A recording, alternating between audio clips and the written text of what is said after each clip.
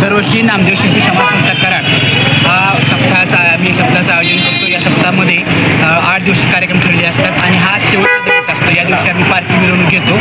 हा नामदेव महाराजांचा 675वा संजीवन समाधी सोहळा आहे।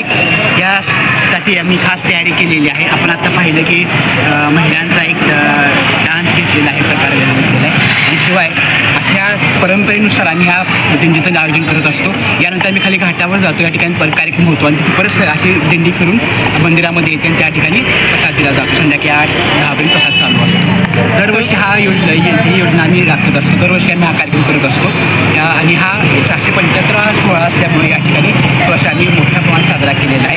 सर्व समाज बांधव या ठिकाणी उपस्थित असतात। सर्व समाज बांधव शिवाय संचालक मंडळ हे या कार्यक्रमासाठी अहोरात्र झटत असतात। यांच्या या प्रयत्नातून हा कार्यक्रम असा सुंदर होत असतो।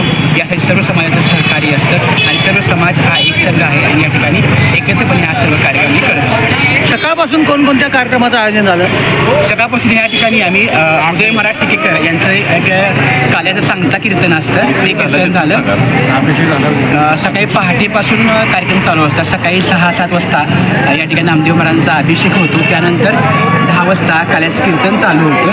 12:30 वाजता नामदेव महाराजांची आरती फुलं टाकली जातात आणि त्यानंतर मग दुपारी 3-4 वाजता जे मानाचे लिलाव आहेत ते लिलाव बोलले जातात। त्यानंतर लिलावानंतर मग हा पालखी सोहळा चालू होतो।